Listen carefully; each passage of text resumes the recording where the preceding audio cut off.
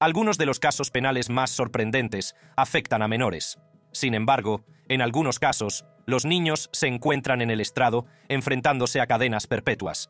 Y como los niños son niños, algunos actúan con derecho incluso cuando les condenan a cadena perpetua. 4 niños reaccionan ante sus cadenas perpetuas. Nicholas Lindsay. Pero Lindsay sonrió cuando el juez leyó su sentencia. La falta de remordimiento no pasó desapercibida para Amanda, la hija de David Crawford.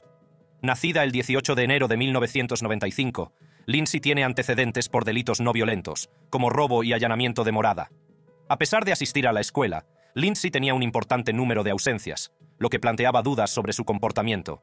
El asesinato que lo puso en el punto de mira de la opinión pública ocurrió el 21 de febrero de 2011, cuando disparó mortalmente al agente David Crawford, un dedicado agente de las fuerzas del orden del Departamento de Policía de San Petersburgo. La detención y posterior confesión de Lindsay causó conmoción en la comunidad, dando lugar a debates sobre el control de armas y la necesidad de juzgar a Lindsay como adulto. Nicholas Lindsay tenía un pasado problemático que presagiaba la oscuridad que consumiría su futuro. Mientras asistía al Instituto Gibbs, el récord de asistencia de Lindsay levantó ampollas.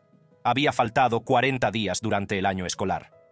Preocupado por las frecuentes ausencias de Lindsay, el antiguo director del Instituto Gibbs, Kevin Gordon, decidió abordar el problema. Se sentó con Lindsay, con la esperanza de entender las razones de su absentismo escolar. A pesar de sus frecuentes ausencias, Lindsay era conocido por cumplir con las figuras de autoridad en la escuela. Su profesor de intervención en lectura, junto con el director Gordon, daban fe de su disposición a seguir instrucciones. Sin embargo, la historia cambiaba cuando Lindsay salía del campus. La página de Facebook de Lindsay revelaba una faceta oculta de su vida. En ella aparecía el nombre de una banda, insinuando su participación en una red criminal. El marcado contraste entre su comportamiento en la escuela y su imagen en Internet dejó a muchos perplejos. Era una fría tarde del 21 de febrero de 2011, cuando el agente David S. Crawford, de 46 años, miembro del Departamento de Policía de San Petersburgo, respondió a una llamada de una persona sospechosa cerca del Tropicana Field. El llamante creía que se trataba de un posible intruso. Poco podía imaginar que esta llamada rutinaria sería la última. Cuando llegó al lugar, vio al individuo y salió de su coche. El agente Crawford, una figura respetada en la comunidad, patrullaba las calles con sentido del deber y determinación. Pero el destino quiso que se cruzara en su camino con Nicholas Lindsay, un chico de 16 años con un pasado problemático. Nicholas, un joven con un historial de problemas con la ley, se encontró en una situación peligrosa. Cuando el agente Crawford se acercó, una sensación de pánico invadió a Nicholas. Se llevó la mano a la pistola y, en un momento de terror, se disparó accidentalmente. El disparo resonó en la noche, rompiendo la paz del vecindario. El agente Crawford cayó al suelo, herido de muerte. El pánico consumió a Nicholas al darse cuenta de la gravedad de sus actos. En un estado de miedo y confusión, siguió disparando, inconsciente de las consecuencias que le esperaban. La noticia de la muerte del agente Crawford corrió como la pólvora, conmocionando a toda la comunidad. La ciudad lloró la pérdida de un agente entregado a su trabajo, pero pocos sabían de que el autor de los disparos no era más que un muchacho. La policía no tardó en localizar a Nicholas Lindsay. Fue detenido y su vida cambió para siempre. La ciudad exigió justicia y los engranajes del sistema judicial empezaron a girar. Lindsay, que en un principio ofreció diferentes versiones de los hechos, acabó admitiendo información que coincidía con las pruebas reunidas por la policía. El jefe de policía de San Petersburgo, Chuck Harmon, describió el momento de la detención de Lindsay. Lindsay confesó haber arrojado el arma utilizada en el tiroteo a un arroyo cercano.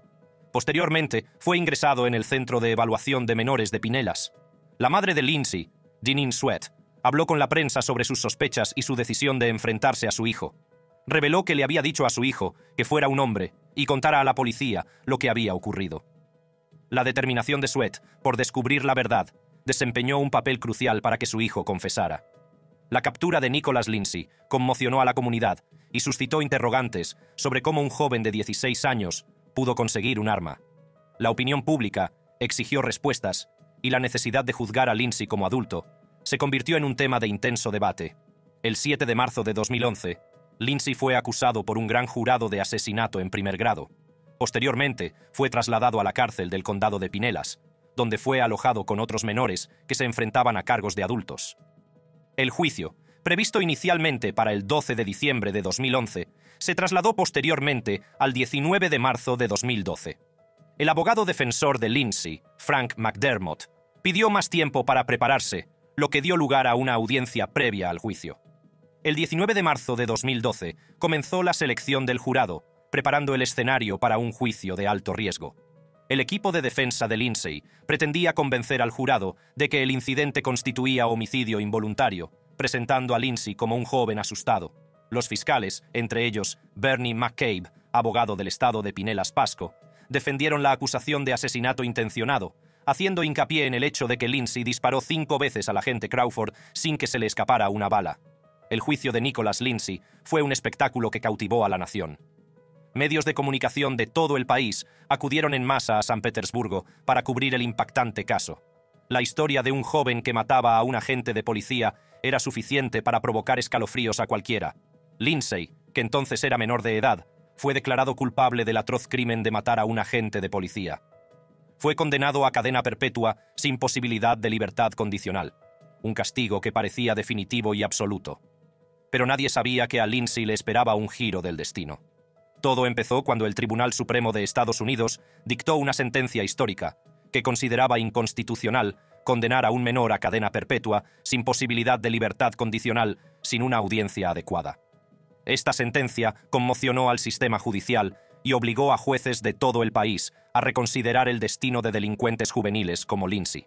Así, el juez del caso de Lindsay se vio obligado a revisar su sentencia original.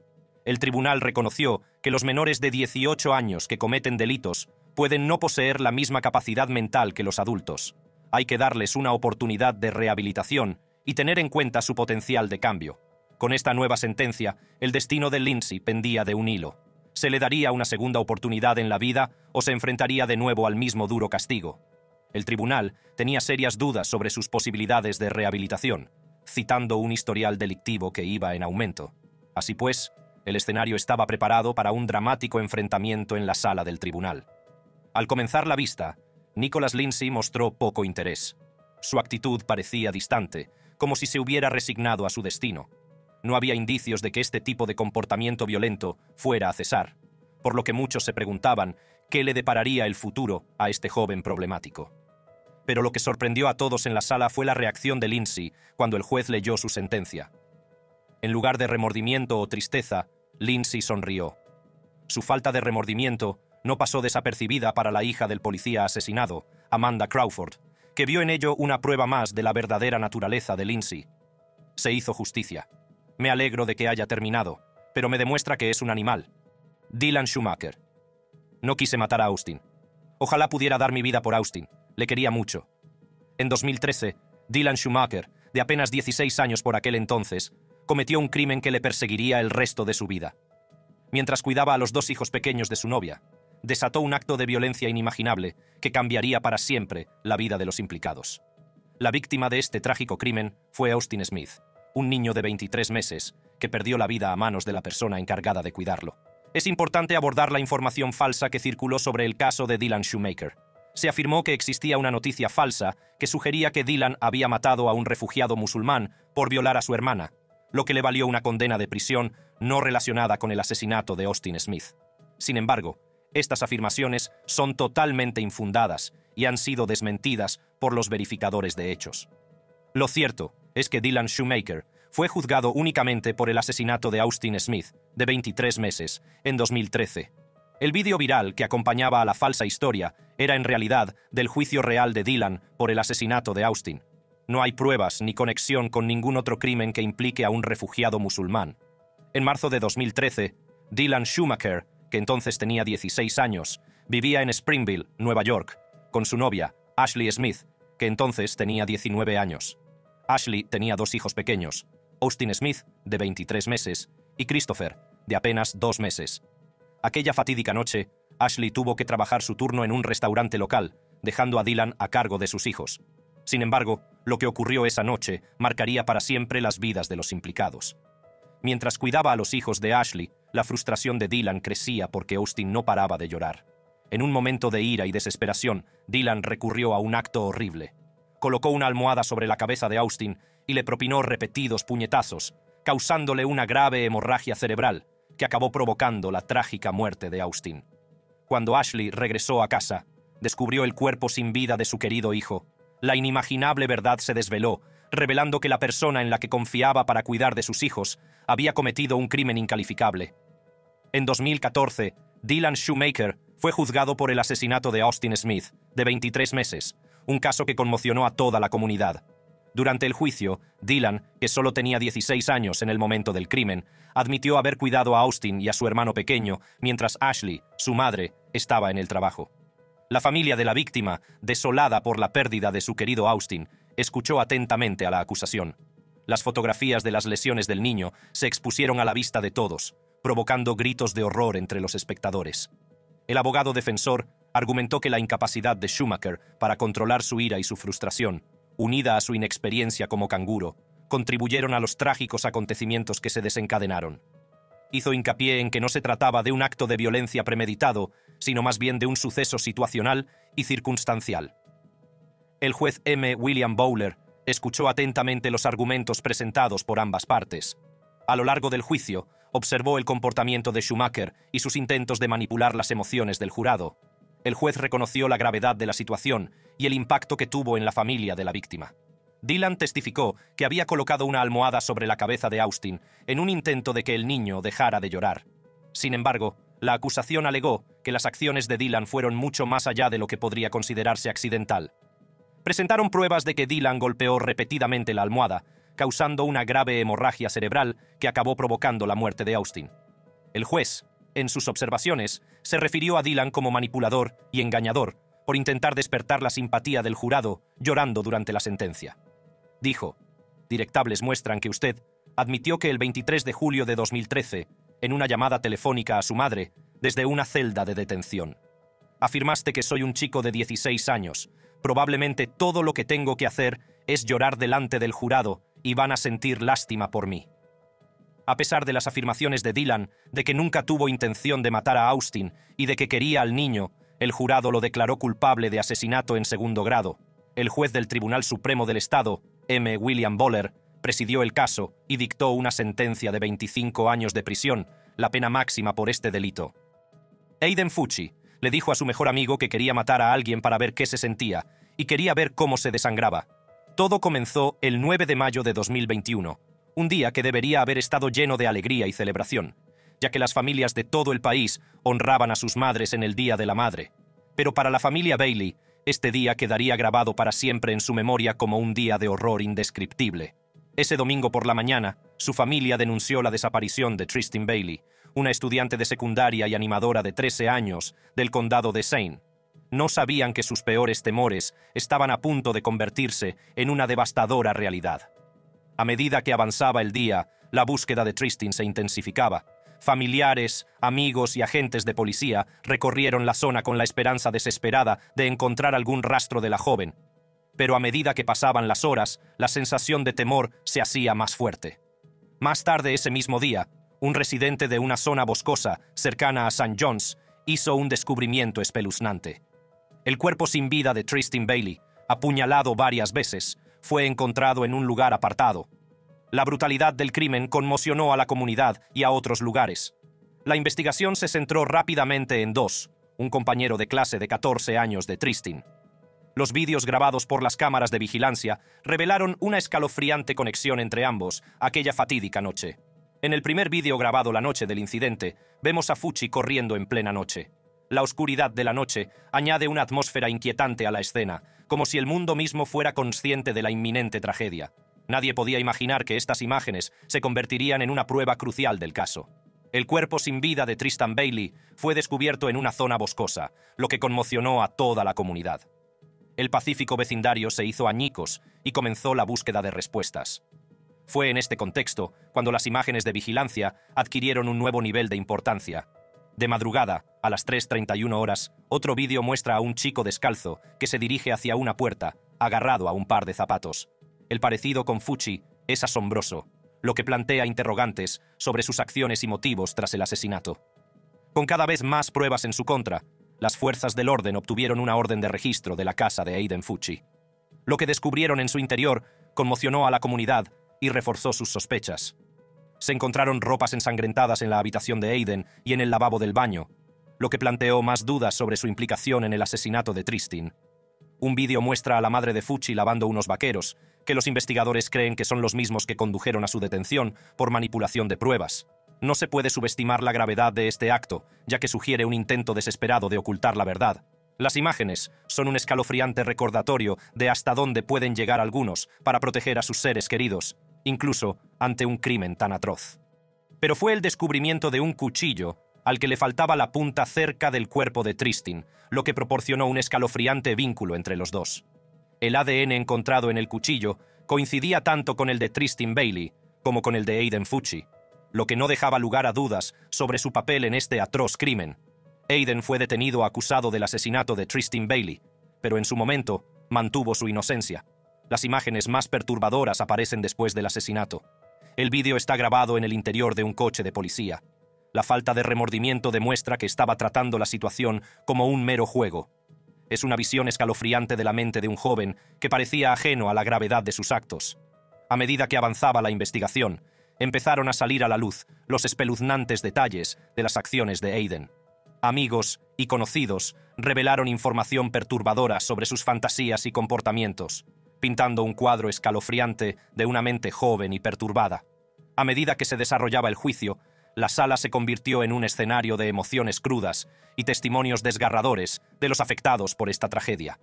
La familia de Tristin, en un acto de inmenso valor, subió al estrado para compartir su dolor y exigir justicia para su querida hija. Qué aterrorizada debía de estar, leyó la madre de Tristin. ¿Qué falló en ese momento de traición por parte de alguien que ella creía que era su amigo? El padre de Tristin habló con ira. Quiero ser claro, diciendo que su disculpa insincera no es aceptada. Y en ningún momento percibí atisbo alguno de verdadero remordimiento en tu disculpa. Sin duda, sé que esa declaración fue por algún propósito interesado que usted tiene. Durante todos los procedimientos en los que hemos estado presentes, incluyendo este último par de días, en ningún momento he visto nada de ti que sea algún tipo de remordimiento. Detesto tu mera existencia, y sé que no hay nada en ti que refleje la más mínima bondad o decencia humana. El dolor y la angustia en las voces de los padres de Tristin resonaron en toda la sala, sin dejar lugar a dudas sobre el impacto que este crimen tuvo en sus vidas. Pero no fueron los únicos afectados. Los amigos de Tristin, sus compañeros de clase y toda la comunidad lloraron la pérdida de un alma joven y brillante. Tyler Hadley. No pasa un solo día sin que piense en mis padres o en toda mi familia. Para comprender realmente los espeluznantes crímenes cometidos por Tyler Hadley, debemos ahondar en su problemático pasado y en las motivaciones que le llevaron por este oscuro camino. A medida que vamos desgranando las capas de su vida, emerge un patrón inquietante que revela a un joven consumido por una espiral descendente de drogas y comportamiento delictivo. Durante su adolescencia, Tyler empezó a desviarse de su camino. Faltaba regularmente a clase y encontraba consuelo en las drogas. Su participación en actividades ilícitas se intensificó e incluyó el consumo, la venta y la compra de drogas. Pero sus tendencias delictivas no se detuvieron ahí. Los antecedentes penales de Tyler eran una larga lista de delitos, testimonio de su descenso a las tinieblas. Había sido detenido por incendio provocado, vandalismo, robos, agresión con agravantes, e incluso una demanda civil pendiente después de herir a un niño mientras conducía el coche de su padre. Los signos de un alma perturbada eran evidentes, pero el verdadero alcance de su oscuridad aún estaba por revelarse. En un intento por salvar a su hijo, los padres de Tyler lo habían inscrito en un programa de tratamiento ambulatorio de la drogadicción. Intentaron desesperadamente alejarle del camino destructivo en el que se encontraba. Pero a pesar de sus esfuerzos, Tyler siguió consumiendo drogas, lo que hizo que el programa resultara ineficaz. Fue entonces cuando sus padres, conscientes de su inminente 18 cumpleaños, descubrieron un programa de tratamiento hospitalario que creían que podía proporcionarle la ayuda intensiva que necesitaba. Lo vieron como un salvavidas, un último esfuerzo para salvar a su hijo de las garras de la adicción. No sabían que esta decisión acabaría sellando su destino. El motivo de los asesinatos empezó a tomar forma. Tyler, que no estaba dispuesto a participar en el programa de tratamiento hospitalario, vio las acciones de sus padres como una traición. La perspectiva de ser confinado y obligado a enfrentarse a sus demonios era demasiado para él. En su retorcida mente, la única forma de escapar de esta prisión era eliminar a las mismas personas que intentaban ayudarle. Con sus padres fuera de juego, Tyler creyó que sería libre de continuar con su destructivo estilo de vida sin interferencias. Los asesinatos se convirtieron en un medio para conseguir un fin, un escalofriante acto de autoconservación en su distorsionada realidad. Era un día de verano en Port St. Lucie, Florida, cuando las vidas de Blake y Mary Jo Hadley se truncaron trágicamente a manos de su propio hijo, Tyler Hadley.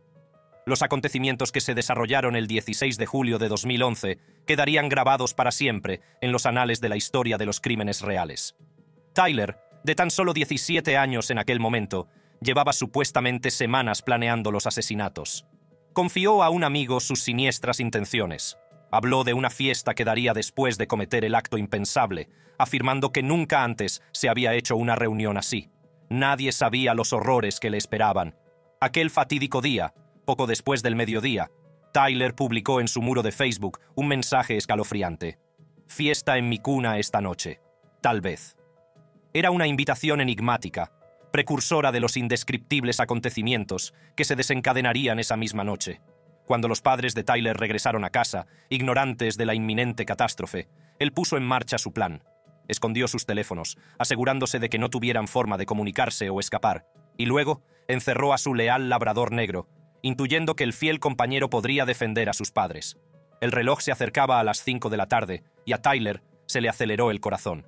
Consumió 3 pastillas de éxtasis, avivando su ya perturbada mente. Mientras su madre, Mary Jo, estaba sentada en la sala de estar, absorta en su trabajo con el ordenador, Tyler se colocó detrás de ella, empuñando la parte trasera de un martillo. Sin previo aviso, golpeó a su madre con una fuerza que resonó en toda la habitación. Los gritos se oyeron en el aire y alertaron a su padre, Blake, que salió corriendo del dormitorio para investigar la conmoción. Lo que presenció fue una escena de horror inimaginable. Blake vio a su propio hijo, Tyler, atacando a su madre, y se quedó helado ante el espectáculo. Pero el ataque de Tyler estaba lejos de terminar. Con una fría determinación, atacó a su padre, asestándole golpes mortales. La habitación se convirtió en un campo de batalla de sangre y terror.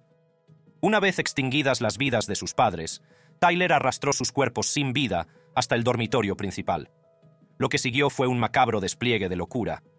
Durante 3 largas horas, limpió meticulosamente la sangre, borrando cualquier prueba de su atroz acto. Y luego, en un retorcido acto de profanación, colocó sobre los cadáveres objetos domésticos que le recordaban a sus padres. Pero la noche estaba lejos de terminar.